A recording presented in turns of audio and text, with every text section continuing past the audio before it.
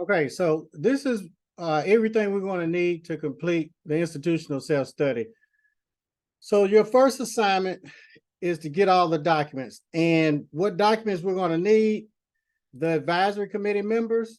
Now, make sure your advisory committee members don't work at the school. If you have a barber program, Cosmo program, nail program, aesthetics, or whatever, you would need an advisory committee person for each program. If you only have a barber program, then you'll just need one barber that's not working at the school, that's licensed, that works at a shop. You're going to put their name down, their license, if you have it, but most of the time you don't have a license. So what's mandatory is their name, the shop they're working at, the address, and the city, state, and phone number. Okay, so that's mandatory. Their name of the shop, the address, phone number, and if they're a barber, stylist, nail tech instructor. So that's advisory committee members.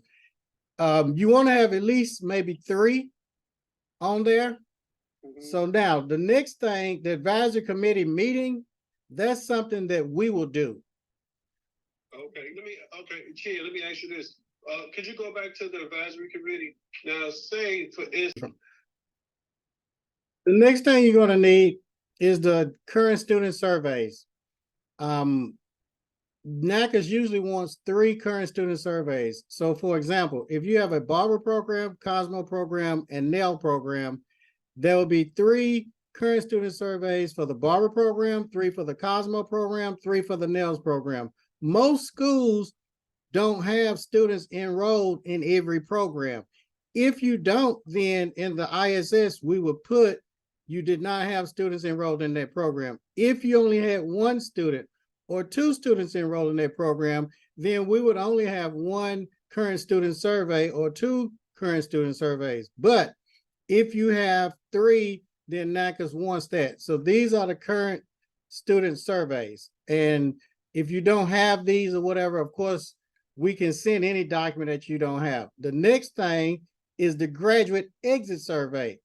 The graduate exit survey is just like the current student survey.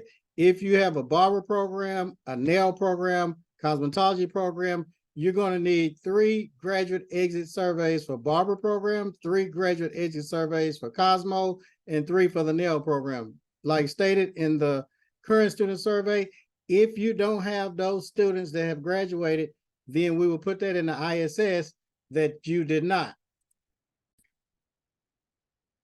The next form is the instructor survey.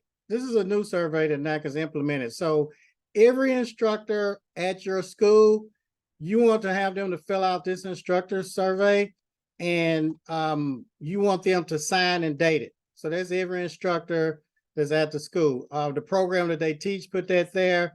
If you don't have this form, of course, we will email it to you. The next thing we're going into is the instructional staff, standard 2. So now you're going to send all of your instructors' license, which is pretty easy. The next thing, if you have any substitute instructors, you will send the substitute instructors. And this next form, the staff meeting minutes, we will do the staff meeting minutes for you. One thing that a lot of school owners don't have sometimes are the continuing education hours. You want to make sure that you have the continuing education certificate for instructors that have been teaching at the school at least 12 months. If the instructor has not been teaching at the school for 12 months, you do not need a continuing education hour certificate. The next thing that we have is the instructor evaluation. The instructor evaluation, that's for every instructor that has been working at the school for at least 12 months. If the instructor has been working at the school less than 12 months, they do not have to fill out this form. Now, when you fill out this form, you want to make sure you put the hire date. That's the date that they got hired. Most school owners will put the date that they open if they're an instructor. Evaluation date. The evaluation date is very important. It's going to be either their anniversary date when they was hired, or you can pick a date out of the year that you can remember. So when the NACCAS evaluator comes to your school and they say, this evaluation date, when do you evaluate your instructors? Well, some instructors put their birth date or their kid's date or whatever, a date that they can remember, and they say, we evaluate them on such and such date every year. And then NACCAS will look at this evaluation form to see if you're telling the truth. And then at the bottom, make sure that the instructor is signed right here. Now, just say they evaluated Jane Doe. That's the instructor being evaluated. Down here, just say they evaluated, instructor evaluated was Dorothy Jones, as you can look at right here. Well, if you go down here, the employee, that's the instructor, Dorothy Jones. Evaluator signature, that's the person that evaluated them. So if it was a school owner, their name would be here. Down here, somebody else would have to evaluate them, and the school owner would sign here and date that. So this is the instructor evaluation form. The next form is a school license. Then the state board rules and regulations. If you don't have those, of course, we can pull those down from the internet. The next thing is the advertisement. If you have a borrower program and a Cosmo program, you would have two different advertisements for both. On this advertisement, if you don't have an advertisement, if you all just email the team, they'll create one of these for you. On all your advertisements, just make sure that the exact address on your advertisement matches the exact address the state board has on file and that NACCAS has on file. Also, the last thing on advertisement, make sure on any advertisement, a flyer, a postcard, a business card, that you have all work is done by supervised students. That's a NACCAS requirement. It does not matter how big this font is, as long as it's on the advertisement. The next form is a release form, release of information. If you do not have this form, just email us, we'll send it to you. We're moving on.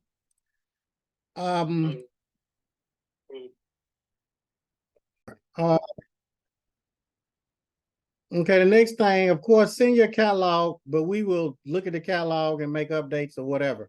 Now, the orientation checklist, make sure that you send 3 of those, just like the current student surveys or graduate surveys. We need 3 for each program. If you don't have 3 for each program, just send the 1 or 2, or if you don't have that program, of course, we won't have any. So this is the student orientation checklist. And then also the orientation receipt, this form right here, the same thing, 3 of those. If you don't have these, make sure you just email and the team will send it to you. Next thing, the enrollment agreement. On the okay, on the enrollment agreement, you all can email the team and it will send you an enrollment agreement, the most up-to-date one that NACCAS has approved from one of our previous schools. So you can note that and say, hey, send me the most current enrollment agreement, because they did make maybe 1 or 2 changes or whatever. So we'll send that. The next thing is the leave of absence form. If you don't have a leave of absence form, just email the team. They will send you one of these. Leave of absence can be from up to 6 months or whatever. The next thing that we're going to need is, let's see, grievance policy, rules and regs, course outline. Okay, now,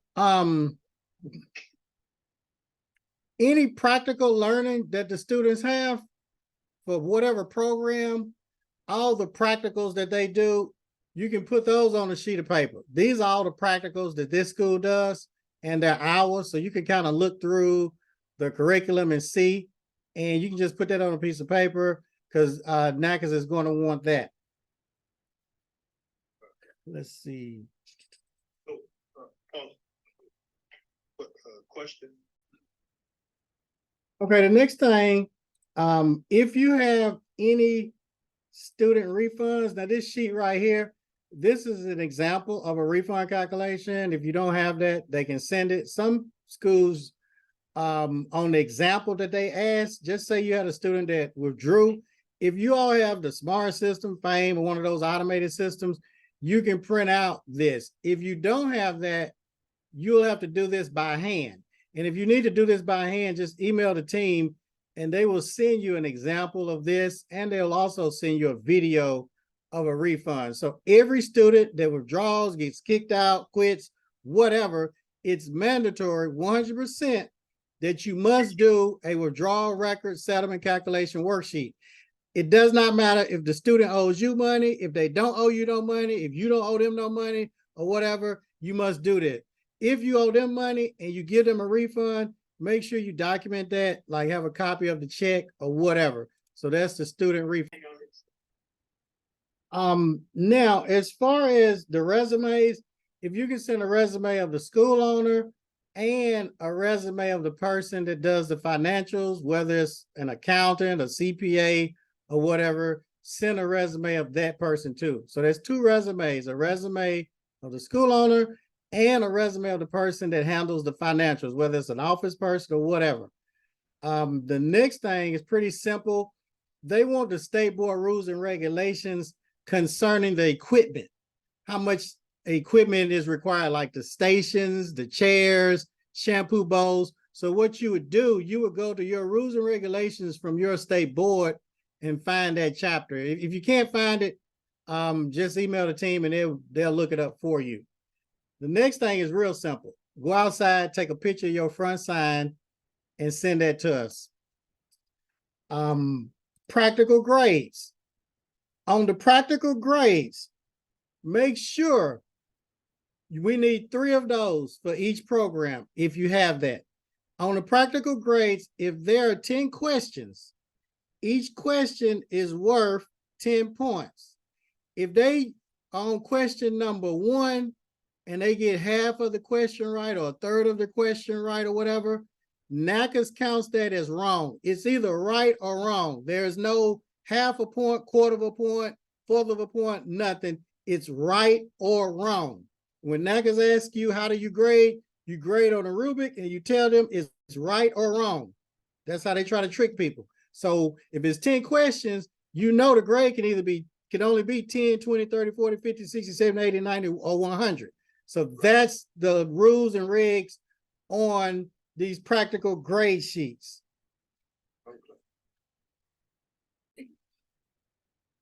Okay, so now we're moving on. These are the SAPs, Satisfactory Academic Progress Reports. It's just like all the other ones. You want 3 for each program. If you don't have students in those programs, let us know so we can put it in the ISS. If you only had 1 or 2, let us know so we can put that in the ISS. If you had 3, that's great. Some of y'all, like I said, have the Smart, FAME, Genesis, or whatever system. If you don't have the system, you will have to do this by hand. And if you need to know how to do it by hand, email the team and they will send you a step-by-step video training.